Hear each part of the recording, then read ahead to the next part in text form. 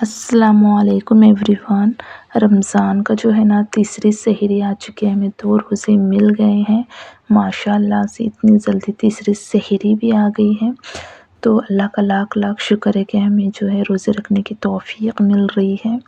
तो मैं आपको ना बहुत एक इम्पॉर्टेंट जो है बात बताना चाहती हूँ कि बहुत सारी जो है मेरी बहनें कन्फ्यूज़ रहती हैं कि हम क्या इशा की नमाज़ के बाद जो हम तरावी पढ़ते हैं उसके फ़ौरन बाद हम वित्र पढ़ सकते हैं, या हमें जो है सिर्फ़ तरावी पढ़कर वित्र पढ़ना चाहिए, या फिर हम वित्र बाद में अदा कर सकते हैं।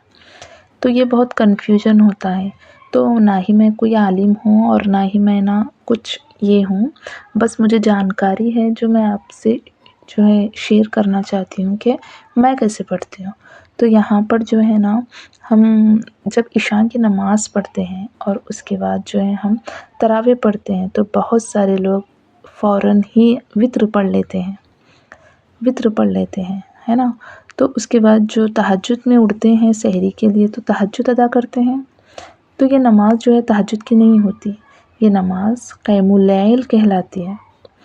तो जिस तरीक़े से सही तरीक़े से पढ़ना चाहिए वो ऐसे है कि जब हम इशा की नमाज़ पढ़ते हैं, फिर हमको जो है ना तरावी पढ़ लेनी चाहिए, और वित्र हमें जो है ना तहज्जुद के बाद पढ़नी चाहिए। कैसे? तो जो है हम इशा की नमाज़ के बाद 3 रकात जो वित्र होती है उसे ना पढ़ें आप, और तरावी आप कंप्लीट करें। आप जितने पढ़ते हैं तरावी वो कंप्लीट कर आप जो है दुआ करके छोड़ दें। उसके बाद जब सहरी में उठते हैं, नफ़िल पढ़ते हैं, नफ़िल नमाज़ 2 पढ़े या 4 पढ़े, आप कितनी भी पढ़ सकते हैं आपके वक्त के हिसाब से। उसके बाद जो है जो वित्र हम इशा की नहीं पढ़ते उसे इसके बाद कंप्लीट करें जब हम तहज्जुद की नफ़िल पढ़ते हैं। उसके बाद हमें जो है ये कंप्लीट करनी है, तो हमारी ये तहज्जुद की नमाज़ का सवाब हमें इतना मिलेगा कि पूरी रात का सवाब हमें मिलेगा और डबल सवाब मिलेगा।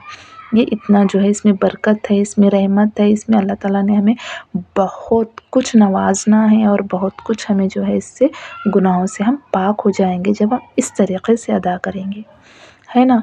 तो जिसे जो है समझ में आ गया है, प्लीज़ मुझे कमेंट्स में बताइए क्या कि मेरी राय सही है या गलत। Take care.